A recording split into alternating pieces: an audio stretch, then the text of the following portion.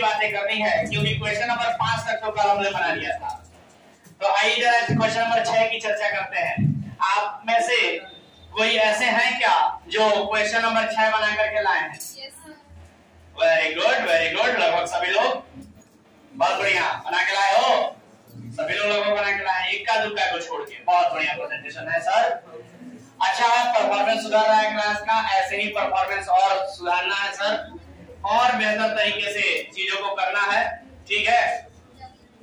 इसी तरीके से लगे रहिए आप सभी लोग।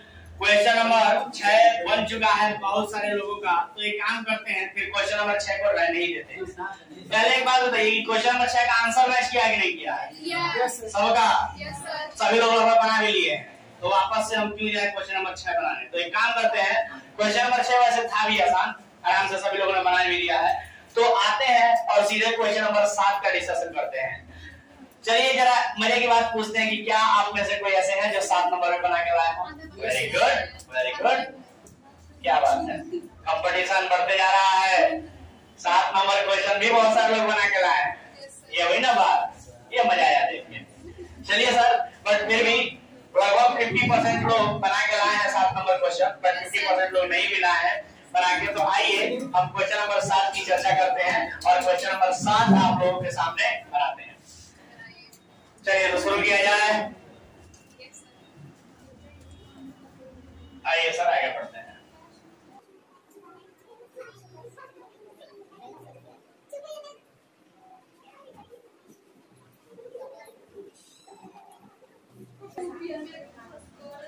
अब बीच बीच में क्या होगा कि आप सभी को हम थ्योरी चैप्टर्स भी पढ़ाना शुरू करेंगे, क्योंकि थ्योरी भी बहुत सारे चैप्टर्स हैं। तो अब क्या होगा कि प्रैक्टिकल एक चैप्टर और एक थ्योरी चैप्टर ऐसे करके पढ़ाएंगे, ठीक है, ताकि आप लोगों का थ्योरी चैप्टर्स भी खत्म होते जाए। और आप सभी देखिएगा कि कैसे थ्योरी चैप्टर्स तो छोटे छोटे होते हैं, फटाफट खत्म होगा। देखिए एक चैप्टर कैसे फटाफट चैप्टर खत्म हो जाएगा। अब चैप्टर में समय थोड़ी लगेगा, एक चैप्टर है जिसमें बहुत ज्यादा समय लगेगा, जिसका नाम है फाइनल अकाउंट। बाकी किसी चैप्टर में समय नहीं लगेगा। फाइनल अकाउंट अकेले 1 महीना लेगा, अकेला 1 महीना फाइनल अकाउंट, लेकिन बाकी सब चैप्टर 1 महीना में बहुत सारा चैप्टर हम पढ़ लेंगे, लेकिन फाइनल अकाउंट अकेले 1 महीना। तो ये सब बातें हैं, चैप्टर्स में समय नहीं लगेंगे सर। आप लोगों ने बेसिक्स बहुत अच्छे से क्लियर किया है जर्नल और मेजर का, है कि नहीं?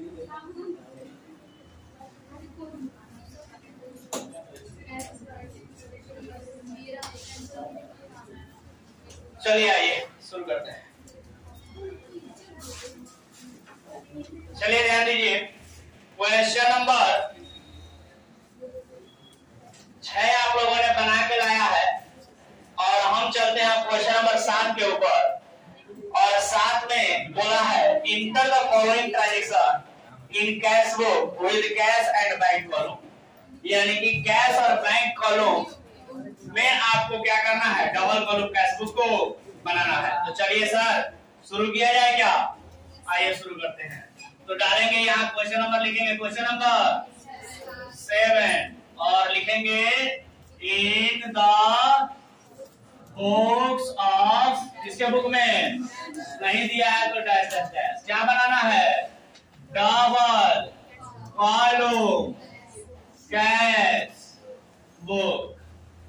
और कौन कौन सा है उसमें डबल कॉलम में, कैश एंड बैंक कॉलम है, तो कैश एंड बैंक लिख देंगे। और इसके बाद फॉर्मेट लिखेंगे बड़ा सा। चलो तो फॉर्मेट को जरा गौर से देखो, क्या यही फॉर्मेट है क्या डबल कॉलम कैश बुक का?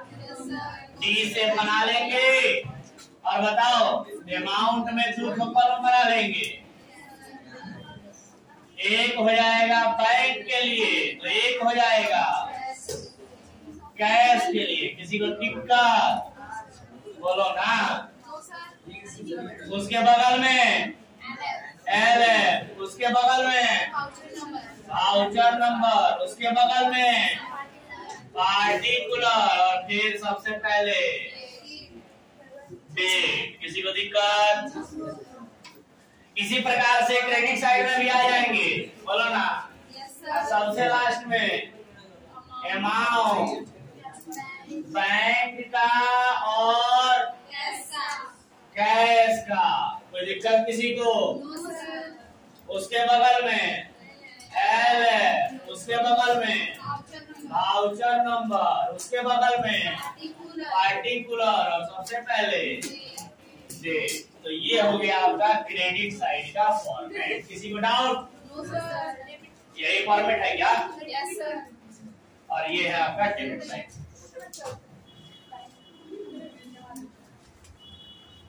ठीक है, फॉर्मेट खींचने में यहाँ दर्द करने लगता है ना? लाइन खींचे जा रहे हैं। चलो अच्छा है, जस्ट एंजॉय इट। ये ना समझे आप लोग कि ये आपके ऊपर एक रिस्पांसिबिलिटी है, नहीं ना समझे, इसको एंजॉय करें। कितना मजा है लाइन खींचना है तो सवाल बन गया। जिसको लाइन खींचने आ गया उसके लिए कॉमर्स में अकाउंटेंसी कुछ नहीं है। मुझे ऐसा लगता है कि विषय बड़ा भारी काम लगता है बहुत लोगों को लाइन खींचना। चलिए सर, आलस आता है वही बात। चलिए सर, तो शुरू करते हैं। लिखा है 2022 जून 1 को कैश इन हैंड और बैंक ओवरड्राफ्ट 800 रुपया और 5700 रुपया। आप सभी से पूछना चाहेंगे हम, पुराना वाला बुक है क्या मेरे पास?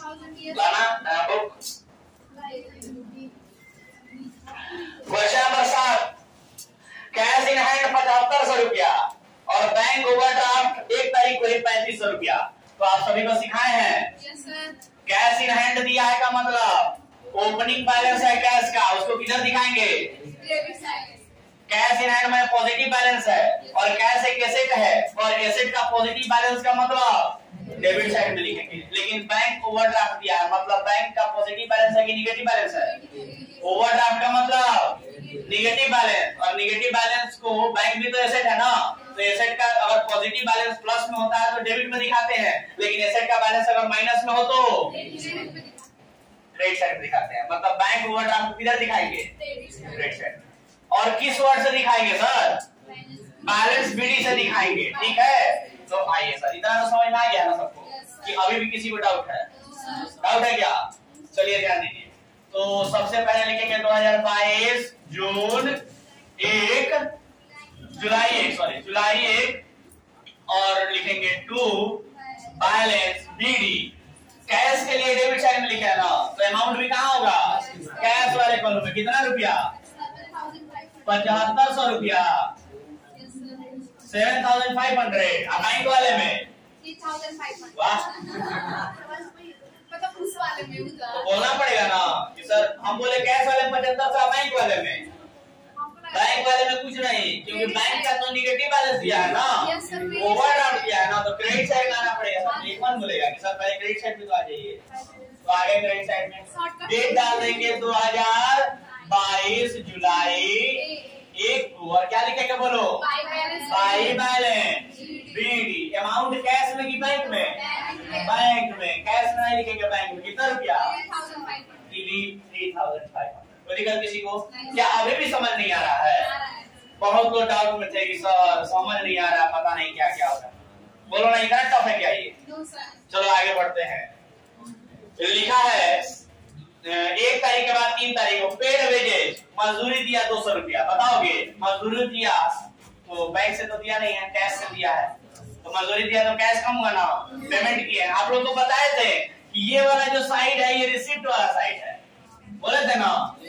रिसिप्ट साइड भी आप इसको बोल सकते हैं, और इसको क्या बोल सकते हैं? इसको आप पेमेंट साइड भी बोल सकते हैं। समझ गए बात?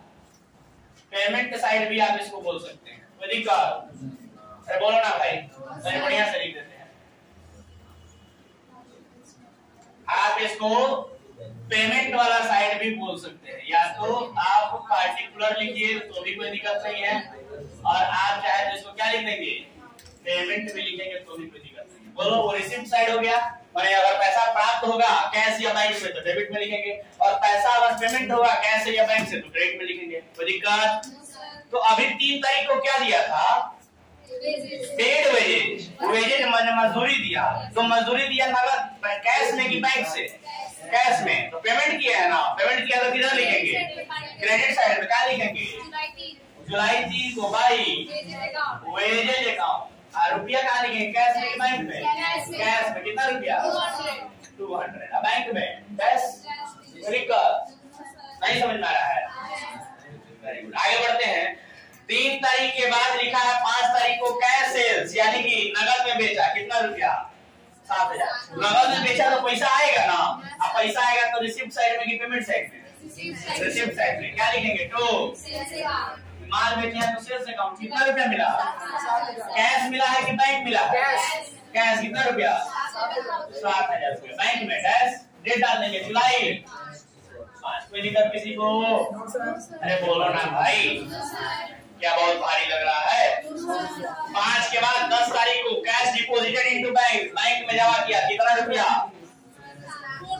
4000 रुपया बैंक में जमा किए हैं। 4000 रुपया बैंक में जमा करते हैं तो एंट्री क्या होता है? Bank account debit to. देखो तो यही वाला एंट्री है ना, ये जर्नल एंट्री लिख देते हैं। Bank account debit to cash account. और आप लोग जानते हैं कि ये कॉन्ट्रा एंट्री है। क्यों कॉन्ट्रा एंट्री है? क्योंकि इसमें बैंक अकाउंट भी है और कैश अकाउंट भी है। अब मजे की बात है कि हम लोग डबल कॉलम कैश बुक बना रहे हैं और इसमें बैंक अकाउंट का भी कॉलम है और कैश अकाउंट का भी कॉलम है, और इसीलिए ये क्या कहलाता है? Contra entry. क्योंकि अमाउंट बैंक में भी जाएगा, कैश में भी जाएगा और दोनों के एक दूसरे के क्रॉस जाएंगे, इसीलिए कॉन्ट्रा एंट्री। आया क्या बात समझ में? और कॉन्ट्रा एंट्री को कैपिटल लेटर सी से रिप्रेजेंट किया जाता है और वो सी शब्द कहाँ लिखते हैं? डन। चलो तो अब बताओ, इसमें बैंक में पैसा जमा किए हैं तो बैंक में तो पैसा आया ना, तो बैंक में पैसा आया तो बैंक में तो रिसिप्ट हुआ, तो बैंक में रिसिप्ट वाले में लिख देंगे। बोलो क्या लिखेंगे? Cash account. अमाउंट बैंक वाले में कि कैश वाले में? बैंक वाले में। कितना रुपया? 4000। लेकिन बैंक में पैसा जमा किया तो कैश तो गया ना, कैश गया तो कैश के पेमेंट साइड में लिखेंगे। तो बोलो क्या लिखेंगे? By bank account. और अमाउंट किस कॉलम में? कैश वाले कॉलम। कितना रुपया? 4000 बैंक में। डैश आया क्या बात समझ में? डेट डालो। डेट कौन सा है? जुलाई 10। इधर भी हो जाएगा जुलाई 10। किसी को दिक्कत? और मैंने बताया कि ये कॉन्ट्रा एंट्री है और कॉन्ट्रा एंट्री को कैपिटल लेटर सी से इंडिकेट किया जाता है और उसी कहाँ लिखते हैं? एलएफ वाले कॉलम में। तो एलएफ वाले कॉलम में से ठीक सामने आ जाओ और लिखो यहाँ पर सी और यहाँ पे लिख दो सी। कोई दिक्कत?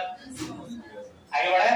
चलो तो 10 तारीख के बाद दिया है 15 तारीख को goods purchase and paid by cheque. माल खरीदा और चेक से पेमेंट किया। कितना रुपया? 2000। तो माल खरीदे हैं और चेक से पेमेंट किए हैं। पेमेंट वाले साइड में जाना पड़ेगा। अब पेमेंट वाले साइड में जाके लिखेंगे बाय माल खरीदे हैं तो परचेज अकाउंट। बोलो ना। और बैंक वाले चेक से दिए हैं ना, बैंक का बैलेंस कब होगा? कितना रुपया? 2000। अमाउंट लिख दिए। चलो बताओ डेट। चलो आगे बढ़ते हैं। 15 तारीख के बाद 20 को पेड रेंट किराया दिया 500। 500 रुपया किराया दिए हैं। बताओ rent account debit to cash account. तो रेंट अकाउंट डेबिट टू। अरे रेंट दिए हैं, पैसा गया ना, पैसा का पेमेंट हो गया ना। पेमेंट हो गया तो कौन से साइड में? पेमेंट वाले साइड में। तो पेमेंट वाले साइड में आगे क्या लिखेंगे? Bye rent account. बताओ कैश से दिए हैं तो चेक की चेक से दिए हैं कैश में। कैश वाले कॉलम में लिखेंगे कितना? 500। बैंक वाले में डैश डेट कौन सा था? 20 तारीख। कोई दिक्कत? 20 के बाद बोलो 25 को क्या दिया है? Due from bank for personal use. उसके लिए निकाला है ड्रॉइंग अकाउंट डेबिट टू। बैंक से पैसा कम हुआ ना, बैंक से पेमेंट हुआ ना, तो पेमेंट वाले साइड में आ जाएंगे। क्या लिखेंगे? Bye drawing account. क्या अभी भी किसी को टफ लग रहा है? Any one of this class किसी को टफ लग रहा है क्या? डाउट? चलो बताओ अमाउंट कहाँ लिखेंगे? बैंक वाले में। कितना रुपया? 200 रुपया। 400 रुपया। डेट कौन सा है? 25। और भी दिया है? एक और दिया है सर जुलाई 30 को। सैलरी पेड यानी कि वेतन दिया। सैलरी का पेमेंट हुआ है ना, पेमेंट हुआ है तो पेमेंट वाले साइड में आएंगे और पेमेंट वाले साइड में क्या लिखेंगे? By salary account. किसी को दिक्कत? और रुपया कहाँ? कैश में कि बैंक में? कैश में। कितना रुपया? 1000। क्योंकि चेक से थोड़ी दिए है, चेक से दिया तो बैंक बैलेंस कम होगा, कैश कम करते हैं। कोई दिक्कत? बैंक में। डेट कौन सा है? जुलाई 30। खत्म सर। पोस्टिंग का काम खत्म। पोस्ट के बाद देखो इसको समझ नहीं आ रहा। पोस्ट के बाद सीडी। तो सीडी करेंगे ना। Yes, sir. आप लोग जानते हैं कैश का सीडी तो फिक्स है, लेकिन बैंक में किधर भी हो सकता है। बैंक में तो सीडी किधर भी हो सकता है, कैश का तो सीडी फिक्स है सर। किधर होगा कैश का सीडी, किधर होगा इधर, डेबिट में या क्रेडिट? क्रेडिट में होगा सर, क्योंकि कैश एक एसेट है और एसेट का बैलेंस ऑलवेज डेबिट होता है, यानी कि बीडी जो है वो ऑलवेज डेबिट में होगा, सीडी किधर होगा। लेकिन बैंक के साथ ये रूल अप्लाई नहीं होता, क्योंकि बैंक में नेगेटिव बैलेंस भी हो सकता है, बैंक ओवरड्राफ्ट भी हो सकता है, और इसीलिए ये रूल अप्लाई बैंक पर नहीं होता है। तो चलिए आइए इसको सॉल्व कर लेते हैं। मजे की बात आप लोग जानते हैं, ये कांसेप्ट तो क्लियर है ना आप लोग का। कल सीबीएसई वाले बैच में हम एनसीईआरटी बुक से पढ़ा रहे थे और एनसीईआरटी बुक में एक क्वेश्चन गलत निकाल दिए। क्वेश्चन ही गलत था क्योंकि हम लोग का कांसेप्ट क्लियर है। क्वेश्चन में भी गलती नहीं था, वो जरूर क्वेश्चन जब प्रेजेंट किया गया होगा तो क्वेश्चन बनाने वालों ने शायद अमाउंट पर फोकस नहीं किया होगा और जरूर कोई ना कोई अमाउंट ऊपर नीचे हो गया होगा। अब कौन सा अमाउंट था वो नहीं क्लियर है, बट वो क्वेश्चन ठीक नहीं था। मालूम है क्यों? क्योंकि कैश का सीडी जो है वो डेबिट में आ रहा है, जो कि इम्पॉसिबल है। कैश कैसे कभी नेगेटिव हो सकता है? मजे की बात है, हमने बना के बोल के भेजा था आपके दोस्त आदित्य को, और उन्होंने अपने स्कूल ग्रुप में चर्चा भी किया, और मजे की बात है कि अपने स्कूल टीचर से भी इस विषय पर बात किया, और फाइनली स्कूल टीचर ने भी वही बात कहा जो मैंने कहा था कि हाँ ये क्वेश्चन ही गलत दिया है। एनसीईआरटी का क्वेश्चन हम लोग गलत निकाल दिए, क्योंकि ये कांसेप्ट कहता है कि एसेट का बैलेंस जो कैश अकाउंट है एसेट है, और एसेट का सीडी ऑलवेज क्रेडिट में होना चाहिए, क्योंकि बीडी बैलेंस ऑलवेज डेबिट होता है। बुक में कोई चेंज नहीं करता है एनसीईआरटी, या कोई चेंज नहीं करता है। एनसीईआरटी में गलत नहीं होना चाहिए, Yes, sir. लेकिन हम एनसीईआरटी में भी गलत नहीं करते। ऑफिशियल बुक है ना वो। Yes, चलो खैर छोड़ो वो सब बातें, आते हैं अपने टॉपिक पर। टॉपिक पर आते हैं सर, और देखते हैं क्या दिया है यहाँ पर। तो सीडी बैलेंस सबसे पहले कैश का हम लोग कर लेते हैं। कैश का देखते हैं सीडी, और सीडी कौन से डेट को होता है? अंतिम डेट को, जो कि जुलाई का 21वां तारीख को लिखेंगे बाई बैलेंस सीडी, और सीडी कितना रुपया लिखेंगे यहाँ पर? उसके लिए हमें पता होना चाहिए कि टोटल कितना हो रहा है। तो टोटल तो पहले पता होना चाहिए ना। तो चलो कैश का सीडी टोटल बताओ, इधर टोटल कितना हो रहा है? 14,500। तो इधर भी होना चाहिए 14,500, लेकिन इधर टोटल कितना है? 5,700 है, जो कि कम है। तो 14,500 में से 5,700 रुपया माइनस कर देंगे तो कितना बचेगा? 8,800 रुपया बचेगा। अब आइए बैंक का भी देख लेते हैं। बैंक में डेबिट में ज्यादा है कि क्रेडिट में ज्यादा है? किधर ज्यादा है? बैंक में इधर डेबिट साइड में 4,000 ही है, और इधर ज्यादा है। ज्यादा है तो ज्यादा वाला पहले लिखेंगे ना, तो ज्यादा वाला पहले लिखेंगे। बोलो 3 2 5 5,000 500 900 5,900। इधर भी होना चाहिए 5,900, लेकिन इधर कम हो रहा है तो सीडी इधर ही करेंगे ना, और सीडी इधर करने का मतलब टू बैलेंस सीडी, और अमाउंट डेट डाल देंगे 31 तारीख, और जितना रुपया कम हो रहा है उतना रुपया बैंक वाले कॉलम में लिख देंगे। कितना कम हो रहा है? 5,900 में से 4,000 रुपया को माइनस करेंगे, जो कि आएगा 1,900 रुपया, और हम लोग लिख देंगे यहाँ पर 5,900 टोटल। और जिसका अब देख अगला स्टेप क्या होता है? जिसका सीडी जिधर हुआ है उसके अपोजिट में बीडी करते जाइए। बोलो कोई दिक्कत? तो बताओ कैश का सीडी हुआ है क्रेडिट में, तो बीडी किधर होगा? डेबिट में। तो डेबिट साइड में आएंगे, लिखेंगे टू बैलेंस बीडी। कितना रुपया? 8,800। कौन से कॉलम में? कैश वाले में। बैंक में डैश डेट डाल देंगे अगले महीने का, जुलाई के बाद अगस्त। चलो अब आ जाते हैं क्रेडिट साइड में और लिखते हैं बाई बैलेंस बीडी। क्यों लिखे हैं क्रेडिट में जी? क्योंकि बैंक वाले का जो सीडी हुआ था डेबिट में, उसको बीडी दिखाना पड़ेगा, क्रेडिट में दिखाना पड़ेगा ना। लेकिन कैश वाले कॉलम में कि बैंक वाले कॉलम में? बैंक वाले कॉलम में 1,900 डेट डाल देंगे जुलाई के बाद। किसी को दिक्कत? खत्म? समझ में आया क्या? कोई बहुत डर तो नहीं? तो इसके साथ ही आप लोगों ने ये क्वेश्चन खत्म किया। अरे सिंपल क्वेश्चन है यार, कहाँ का क्वेश्चन है? आप लोगों से हम कहना चाहेंगे, आप सभी क्वेश्चन नंबर 7 को बना लिए। अरे देखो 8 नंबर क्वेश्चन में कंसेप्ट चेंज कर दिया है, कुछ चेंज नहीं किया है, कैश एंड डिस्काउंट डेवलप कर दिया है। माने कैश के साथ अभी तक बैंक हुआ करता था, और कैश के साथ डिस्काउंट होगा। कोई दिक्कत नहीं, जिस एंट्री में डिस्काउंट मिलेगा उसको लिखेंगे, नहीं मिलेगा नहीं लिखेंगे, सिंपल। चलो तो 7 नंबर क्लियर करो, फिर आज की चर्चा अभी करते हैं, ठीक है? आज बनाते नहीं अभी। चलो do it fast. Question number 8 में नया कंसेप्ट है और कंसेप्ट का नाम है डबल कॉलम कैश बुक, लेकिन कैश के साथ बैंक का कॉलम नहीं बल्कि कैश के साथ डिस्काउंट का कॉलम है। समझ गए बात? तो चलो जरा देखते हैं कि कैश के साथ डिस्काउंट का एक क्वेश्चन हम बनवा देते हैं डबल कॉलम कैश बुक। मजे की बात ये है कि कैश का डिस्काउंट हम बनवा देंगे तो बैंक का डिस्काउंट आप खुद बना देंगे। समझ गए बात? मतलब हम अगर 8 नंबर क्वेश्चन बनवाते तो 9 नंबर क्वेश्चन आप खुद बना सकते हैं, राइट सर? तो आइए शुरू करते हैं। आवाज बिल्कुल भी नहीं करना है, चलिए शुरू करते हैं। Question number 8।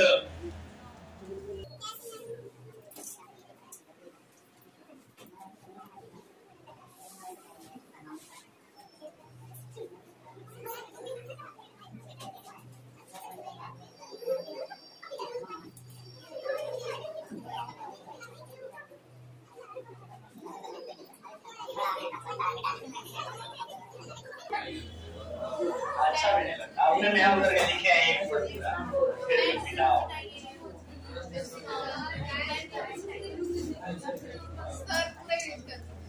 चलो जरा सुनो ध्यान से। आप सभी को जब हम डबल कॉलम कैश बुक शुरू किए थे पढ़ाना, जरा गौर करना इधर। डबल कॉलम कैश बुक जब पढ़ाना शुरू किए थे तो इसमें बताए थे आप सभी को कि इसमें 3 तरह के डबल कॉलम कैश बुक हमें मिलेंगे। एक तो मिलेगा कैश एंड बैंक कॉलम, बोलो। दूसरा में आपको मिलेगा कैश एंड डिस्काउंट कॉलम, बोलो। और तीसरे में आपको मिलेगा bank and discount column, bank and discount column. आया क्या बात समझ में? अब जरा गौर करो, इसमें से हम लोगों ने कैश एंड बैंक कॉलम का सबसे ज्यादा क्वेश्चन दिया था जिसको हम लोगों ने खत्म कर लिया। अब हमें कैश एंड डिस्काउंट कॉलम पढ़ना है। एक हमारे पास बच गया है cash and discount column, right? Sorry, bank and discount column. अभी हम लोग पढ़ने जा रहे हैं कैश एंड डिस्काउंट कॉलम के बारे में हम लोग पढ़ने जा रहे हैं। तो देखो, कैश एंड डिस्काउंट कॉलम अगर हम आप लोगों को बता देते हैं तो आप लोग अपने से चाहे तो बैंक एंड डिस्काउंट कॉलम बना सकते हैं। समझ आ रहा है? अपने से बना सकते हैं क्योंकि बस कैश की जगह पर बैंक हो जाएगा, है कि नहीं? और डिस्काउंट वाला ट्रीटमेंट थोड़ा सा हम समझा देते हैं कैश बुक में क्या है। हालांकि कुछ खास है नहीं, आप लोग ऑलरेडी जानते हैं क्योंकि लेजर पढ़े हुए हैं, राइट? जो लेजर पढ़ा है उसके लिए कैश बुक कुछ नहीं है, ठीक है? क्योंकि लेजर ही तो है कैश बुक। क्या समझे? लेजर ही है, ये कहना का मतलब लेजर जैसा ही है, क्योंकि हम पढ़ाएंगे थ्योरी उसमें बताएंगे कि लेजर से कैसे डिफरेंट है, ठीक है? आइए तो चलिए शुरू करते हैं कैश एंड डिस्काउंट कॉलम का। समझ में आ गया? ये मिटा दे इसको। चलो देखो, तो सबसे पहले जैसा कि नाम से स्पष्ट है कि डबल कॉलम कैश बुक है का सिंपल सा मतलब ये होता है कि सर अमाउंट का जो कॉलम होगा वो तो होगा, लेकिन अब कैश के साथ डिस्काउंट का कॉलम नहीं होगा बल्कि कैश के साथ, सॉरी बैंक का कॉलम नहीं होगा बल्कि कैश के साथ डिस्काउंट का कॉलम होगा। और इसी वजह से यहाँ हेडिंग में भी कैश एंड डिस्काउंट लिख दिया जाएगा। आया क्या बात समझ में? बोलो ना। और यहाँ भी कैश के साथ बैंक नहीं बल्कि डिस्काउंट का कॉलम हो जाएगा। किसी को दिक्कत?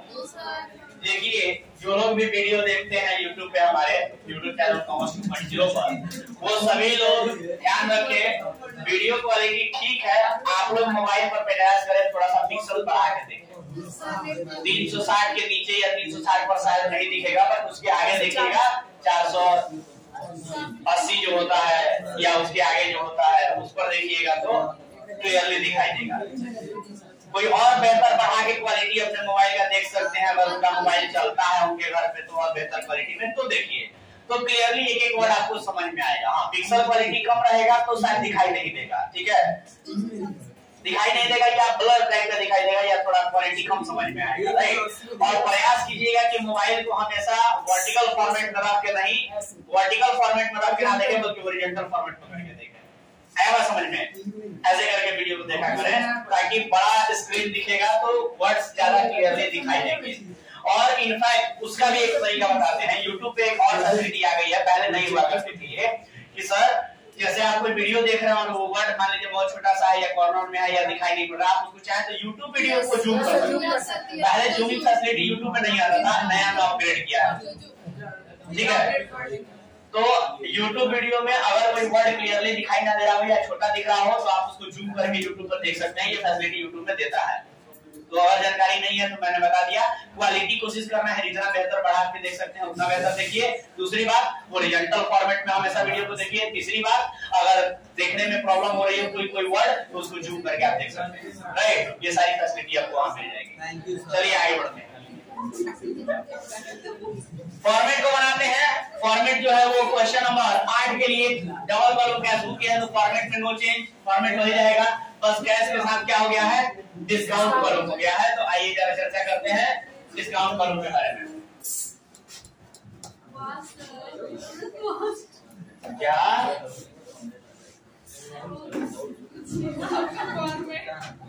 ठीक है, चलो ध्यान दो। क्वेश्चन नंबर 8 का ट्रांजेक्शन नंबर पहला सॉल्व करते हैं। लिखा है right A cash book from the following particulars and balance sheet of 30 जून 2022। आवाज नहीं होना चाहिए।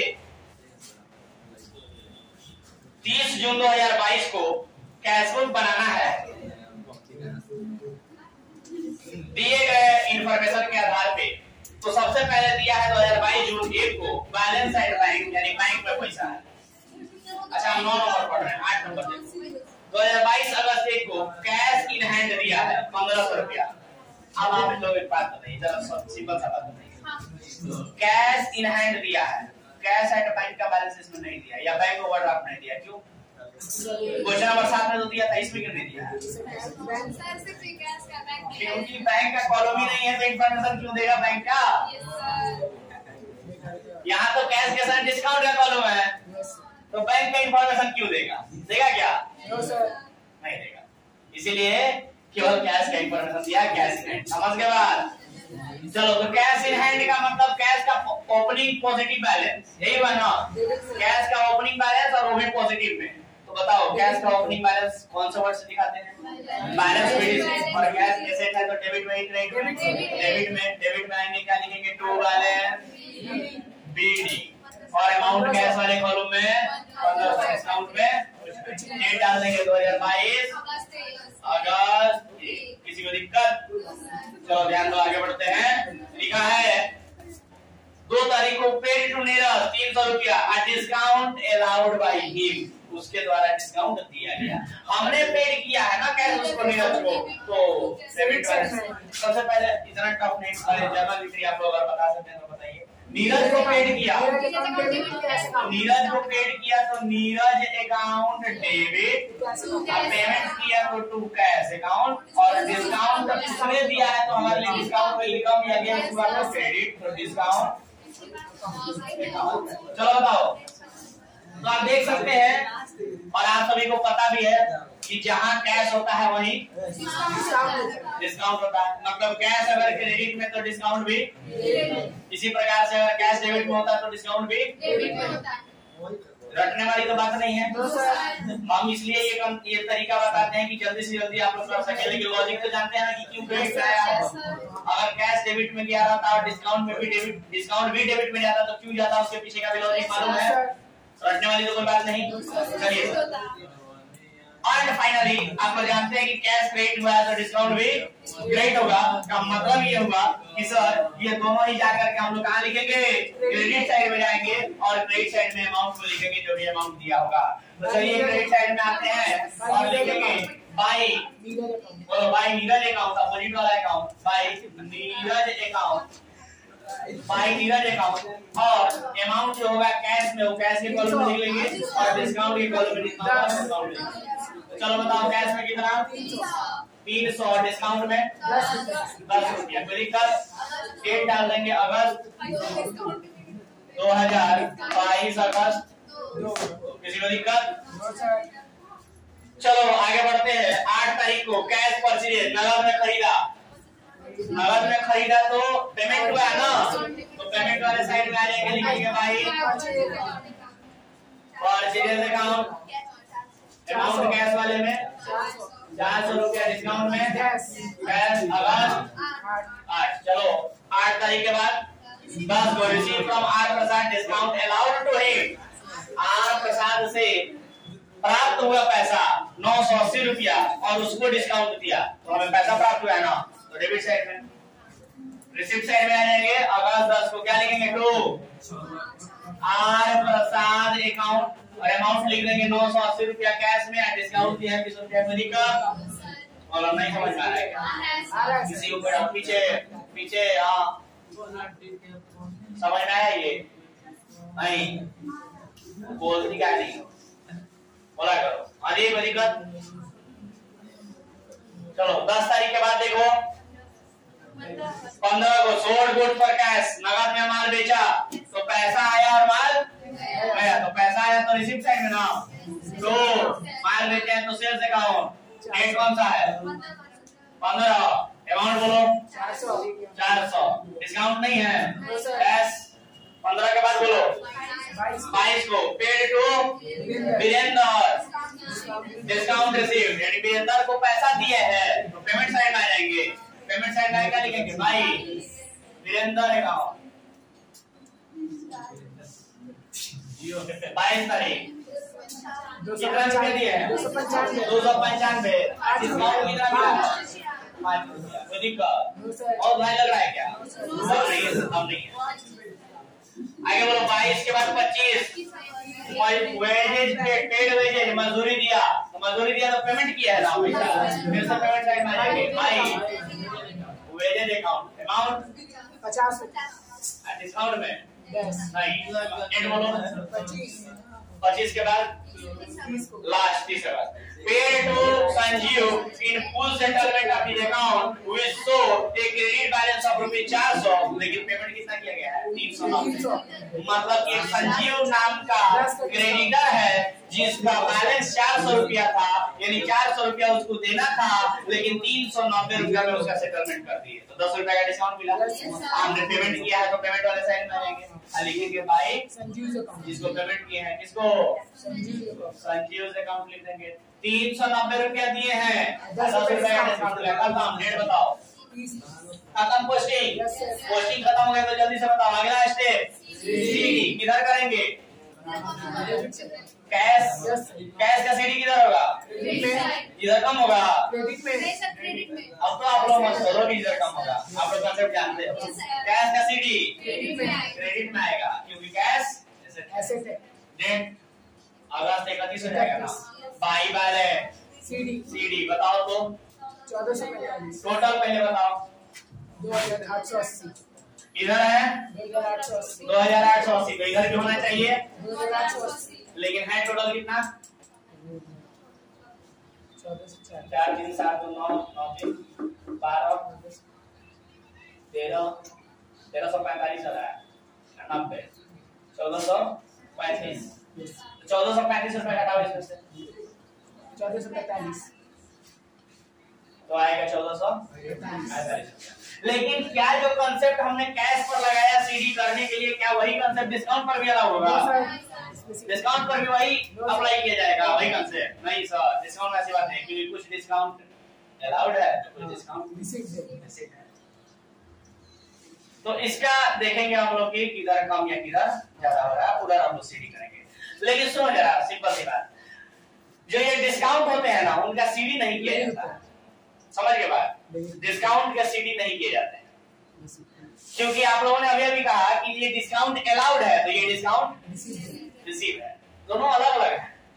डिस्काउंट अलाउड अलग चीज होता है, एक्सपेंस होता है, डिस्काउंट रिसीव इनकम होता है। दोनों को आप एडजस्ट करके सीडी कैसे निकाल सकते हैं? नहीं निकाल सकते। इसीलिए डिस्काउंट का सीडी नहीं होता है, बल्कि डिस्काउंट के लिए हम क्या कर देते हैं टोटल कर देते हैं। तो टोटल डेबिट साइड के जोड़ के डेबिट में लिख देंगे और क्रेडिट पे जोड़ के क्रेडिट करेंगे। आया लॉजिक समझ में? डिस्काउंट के लिए क्या करना है? सीडी नहीं निकालना है, बल्कि डिस्काउंट के लिए डेबिट टोटल जोड़ के डेबिट में लिख देंगे और क्रेडिट टोटल जोड़ के क्रेडिट में लिख देंगे। समझ गए बात? तो डेबिट में बताओ 20 रुपया, क्रेडिट में बताओ 25 रुपया। समझिए बात। लेकिन कैश का तो सीडी किए हो ना, और जब कैश का सीडी किए हो तो इसका बीडी भी तो करना पड़ेगा। तो बीडी किधर करोगे? बोलो ना, डेबिट साइड में। काली हो गए टू बैलेंस बीडी कितना रुपया? कैश वाले कॉलम में 1448। डिस्काउंट वाले में कुछ नहीं सर, डेट डाल देंगे अगस्त के बाद सितंबर 1। खत्म क्वेश्चन। तो क्या 8 नंबर में कोई डाउट लगा किसी को? तो क्या हम उम्मीद करें कि 9 आप बना के लाएंगे? तो चलिए मेरे तरफ से आज के लिए इतना ही। मिलते हैं अगले क्लास में, तब तक के लिए टाटा बाय बाय। और आप सभी इसको नोट कर लीजिए और 9 नंबर बना के लाइएगा। अगले क्लास में हम चेक करेंगे।